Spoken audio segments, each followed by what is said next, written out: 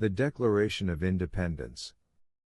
The city of Philadelphia woke early in the summer of 1776. The sun climbed above red brick houses. The streets smelled of bread from small ovens and of horses waiting at posts. Carts rolled over cobblestones with a steady rattle. People moved about their chores, but they also watched one building more than the others. It was the Pennsylvania State House, later called Independence Hall. Inside, delegates from 13 colonies were meeting to decide what to do next. War had already begun. Now they would choose their path with words. The hall was warm. Windows were open to let in air. Flies buzzed and were brushed away. Ink pots stood on tables. Papers were stacked and restacked. Men in plain coats and powdered wigs took their seats. Some were young. Some had gray hair and careful eyes. They had traveled by horse and by carriage to be here. They did not agree on everything. But they agreed on one important matter: decisions must be made together, calmly and with respect. For more than a year, the colonies had asked the king and parliament to listen. They had sent petitions, letters, and lists of grievances. They had said they were loyal, but that they needed to rule their own affairs. They had asked for a fair hearing. What came back were new rules, more soldiers, and a refusal to see the colonies as partners. Skirmishes at Lexington and Concord had turned talk into fighting. Then war grew. Even so, many people still hoped for peace and a way back to calm life. By June, the hope for easy peace had faded. The delegates in Philadelphia chose a small committee to write a clear statement of what the colonies believed and what they intended to do.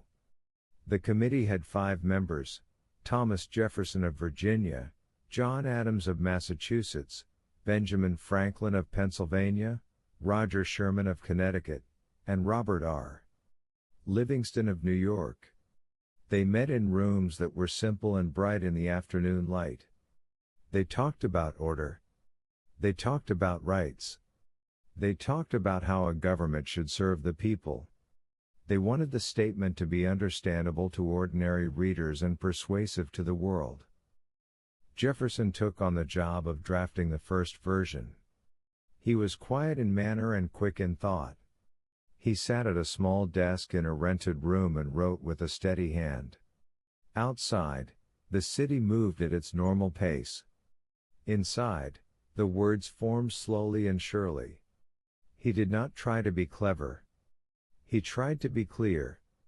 He set out the idea that all people are created equal, that they have rights that come not from the government but from being human. He wrote that governments are formed to protect those rights, and that when a government fails to do so, the people have the authority to change it. When Jefferson finished a draft, he carried it to the committee. The members read it and suggested changes.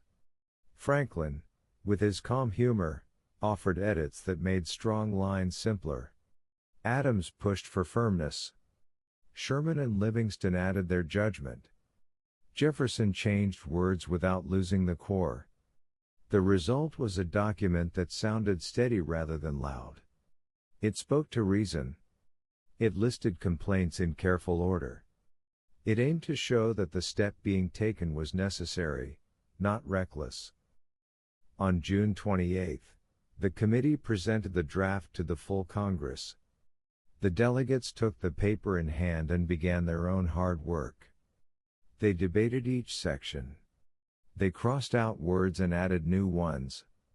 They asked each other, "Does this speak for all of us? Will it make sense to a farmer in a distant county? Will it carry the weight of our cause to the world?" The process was slow because it needed to be. Patience in the room would mean strength on the page. Outside the hall, people waited for news. They knew that the delegates were not only choosing words. They were choosing a future that could not be easily undone. Mothers filled water buckets and listened for the latest rumor. Shopkeepers set out goods but kept their eyes on messengers who rode by with dust at their heels. Soldiers drilled on open ground. Boys watched with wide eyes and copied the motions with sticks. As the days of debate went on, the sound of quill on paper mixed with the heat of July. The delegates argued, then paused to keep tempers from rising too far. They remembered that their strength lay in unity. Some wanted bold statements without restraint. Others insisted that every claim be supported by clear facts. The final words would ask men to risk their lives and fortunes. The paper must be worthy of that risk. On July 2, the Congress voted on a general question: should the colonies declare independence from Britain? One by one, the colonies gave their answer through their delegates. The roll call moved like a slow drumbeat. When the count was complete, the answer was yes. The room did not erupt in noise. It settled into a deeper quiet, the quiet that comes when a decision has been made and everyone feels its size. 2 more days were spent on the exact wording. Jefferson watched as his draft was trimmed and shaped. He felt the sting of some changes but understood the need. On July 4, the final text was approved. The document began with plain facts, then set out the simple idea that has echoed for centuries, that all men are created equal, that they are endowed with certain unalienable rights, among these life, liberty, and the pursuit of happiness. The paper then listed the king's repeated injuries, showing how petitions had been ignored and how force had been used. Finally, it declared that the colonies were free and independent states, with full power to do what any nation could do. The paper needed to be read. It needed to leave the room and enter the world. That work fell to a printer named John Dunlap. He set the type with careful hands, letter by letter. He inked the press and pulled proofs. He worked late into the night, creating broadside copies that could be posted in towns and carried on horseback. These sheets would take the words from Philadelphia to farms, docks, and village greens. In the city, the document was read aloud for the first time on July 8 in the yard of the State House. People gathered in the summer heat. Some stood on tiptoe. Some shaded their eyes with their hands. The words carried over the crowd. They were not flowery. They were direct. They explained why the colonies had chosen a hard road. A bell rang, and others joined, their sound crossing rooftops and echoing down streets. News traveled outward. In New York, the document was read to soldiers and citizens. A statue of the king was pulled down and later melted for bullets. In small towns, the broadside was nailed to posts outside meeting houses. People gathered to listen while someone with a strong voice read each line. In those moments, the war that had already taken lives felt connected to something larger than scattered battles. It felt like a shared purpose. Back inside the Congress, another piece of the story was being prepared. A clean copy of the Declaration was written on parchment for members to sign. This happened on August 2. One by one, the delegates came forward to write their names. They knew the risk. Their signatures were evidence. If the cause failed, the paper would condemn them. Yet they signed. Some wrote in large, firm letters. Others wrote with small care. Each name added weight to the pledge. Among the signers were men famous even then and men known mostly to their neighbors. There was a lawyer from Boston who had argued for fair trials even after protest had turned hot. There was a wealthy merchant who had learned generosity during hard years. There was a farmer who had ridden his best horse for days to be present for the vote. Each brought a different life to the same table. Each looked up after signing and breathed out slowly, as people do after crossing a bridge. The Declaration did not end the war. It did not make supplies more plentiful or winter less harsh. But it gave a clear goal to the struggle. It said that the colonies were now states and that they stood equal to other nations. It invited allies. It explained the conflict in words that could be understood beyond battles and maps. Soldiers read it by campfires. They folded copies and kept them in packs. When camps were cold and boots were thin, the words reminded them what they were enduring for. Back at home, families adjusted their hopes to a longer timeline. They knew peace would not come quickly. Mothers counted flour and planned meals carefully. Blacksmiths worked late to shape iron for wagons and tools. Pastors read the words from pulpits and asked their flocks to be steady. Children listened and asked questions in simple voices. Does this mean we are free now? When will the soldiers come home? Parents answered with honesty, saying that freedom begins with a promise and grows with years of work. In the years that followed, the Declaration traveled far from the first hall. It was carried across seas and translated into other languages. People in other countries listened and weighed its claims against their own lives. Some used it as a light to see their path. Some used it as a mirror to judge whether their leaders listened. Its power was not in force but in clarity. People have rights by nature. Governments are meant to secure those rights. Power must be held to that purpose. Not every person in the new nation was included in the promise at once. Enslaved people, native peoples, and many women did not share equally in the rights named on the page. This truth would require generations of work. Yet the words stood as a standard that could be appealed to again and again. When anyone asked for justice, they could point to the Declaration and say, "Here is what we said we believe." The document became both a birth record and a to-do list left open on the table. Think for a moment about the ordinary objects that carried this story forward. A small desk where Jefferson wrote. A worn quill trimmed to a fine point. A window propped open with a stick to let a breeze move the hot air. A bell rope held by a hand on a warm day. A wooden press that pressed letters into inked paper. A saddle tightened before a long ride. History often depends on simple tools used with care. There were also quiet rooms where people argued gently after public sessions ended. Adams and Jefferson walked together and discussed philosophy and farming. Franklin listened more than he spoke and then offered a sentence that eased a knot. Delegates from distant colonies learned each other's accents and customs. They learned to trust that disagreement need not break unity when aims are shared. These relationships mattered. They held when news from the front was bad and when money was scarce. Outside the hall, Philadelphia kept living.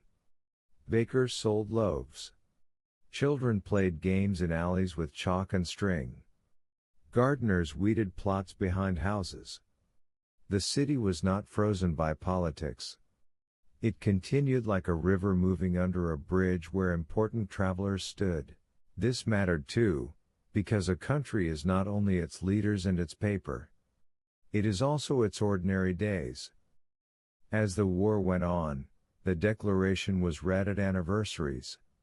It reminded people to measure the present against the promise. The words did not age much. They remained fresh because they were plain. They did not shout. They set a tone. They asked to be taken seriously and to be lived with. Even when people disagreed about how to apply them, they could agree that the standard was high and worth aiming for. If you listen closely in your mind, you can hear the sound of the room where it began. A chair scrapes on wood. A quill touches the page. A fly lands and is waved away. Outside, a wagon passes with a rhythmic clatter. Voices rise and then soften as men choose patience. A window shade flaps once and then rests. An idea takes full shape and becomes more than an idea. It becomes a public promise. Imagine the moment of signing. A delegate steps forward.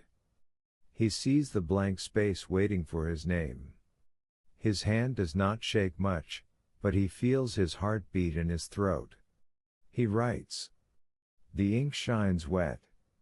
He lifts the pen and looks at what he has done. It is only a name, yet it carries his whole life behind it. He walks back to his seat a little lighter and a little heavier at the same time. Consider also the people who never entered that room but who lived the promise in work and risk. The courier who rode through a storm to carry a broadside to a distant town.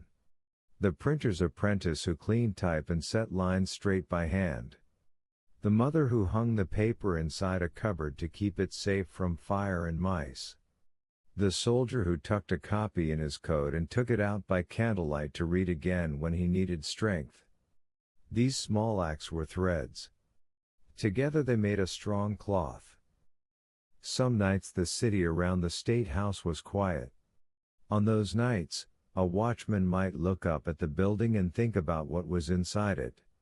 He might not be learned in law or philosophy, but he would know this: sometimes people must say what they believe as plainly as they can and then stand by it. He would tighten his coat, walk his round, and feel that he was part of something he could not fully see. The Declaration also asked for care in how power is used. By saying governments draw authority from the consent of the governed, it laid a rule that leaders must listen. This rule is simple to say and hard to live. It requires patience, elections, jury service, and public debate. It requires citizens who read and think, who forgive some mistakes and correct others. It asks for steady work rather than sudden glory. In that way, the Declaration is not only a starting gun. It is a practice. In schools, children copy the famous lines in their notebooks. They ask teachers what unalienable means. They learn that it means rights that cannot be taken away because they are part of what it is to be human. They learn that pursuit of happiness does not mean only pleasure. It means the right to build a good life with family, work, worship, and rest. They learn that words on paper are not magic. They become real when people live them.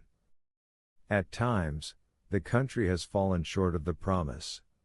Laws have been passed that were unfair. People have been treated as less than equal. When this has happened, others have stood up and said, "This does not match the Declaration. We must move closer to it." In that way, the document has served as a measuring stick. It has helped the nation correct itself not by force from outside, but by conscience from within. As this story settles toward rest, picture Philadelphia again in July. The heat is still. Trees cast heavy shade. Inside the hall, the last pages are arranged. A clerk sands the wedding so it will not smear. The door opens, and the sound of the street flows in: wheels, hooves, a vendor calling peaches in a sing-song voice. A bell in a nearby tower is prepared for a public reading. The rope is rough in the hand. The bell will not ring itself. A person must pull, and another must listen. The Declaration of Independence is more than old paper. It is a tone of voice that says, "Let us be clear and fair." It is a hand extended to neighbors, asking them to help build a place where rights are protected and where disagreements are handled without fear. It is a reminder that courage can be calm. It does not need to shout. It needs to stand and say, "Here is what we hold to be true." Now breathe slowly and let the images fade to gentle outlines: the small desk, the open window, the firm signatures, the careful printer, the bell, the crowd. Think of the promise at the heart of the document, that people have rights, and that governments exist to guard those rights. Think of the patience it takes to live that promise year after year. With those thoughts, let your mind rest. If you wish, You can imagine the parchment resting in the dim light. The ink has browned with age, but the words remain. They do not sleep, but they do not demand. They wait. They are ready to be read by each new set of eyes and to be tried again in each new set of days. That is their work, and it is quiet work, the kind that holds through storms and calms. When morning comes in your life, there will be tasks as simple as sweeping a step or writing a note. There will be chances to speak fairly and to listen fully. There will be opportunities to keep small promises. In doing these things, you will be close to the spirit of that July in Philadelphia. Big ideas are carried by small actions. Liberty is kept by hands that open and by minds that think with care. For now, let the hall grow empty in your thoughts. Chairs are pushed in. Papers are stacked. The last window is lowered to keep the night air from blowing pages loose. The street outside is quiet. A single lantern burns by the door and then is turned down. The building rests, and so may you. The work of freedom is long, but it also makes room for sleep, because rest gives strength for the next day's duty. Good night to the city that held the meeting, to the people who argued and then agreed, to the printer and the writer, to the soldiers and the families at home, to those who were included and to those who would insist on being included later. Good night to the steady ink and the careful signatures. Good night to the idea that governments exist for people, not the other way around. Good night to July 4th, which is both a date and a direction. Sleep well under the calm promise of equal rights, and wake ready to practice them with patience and goodwill.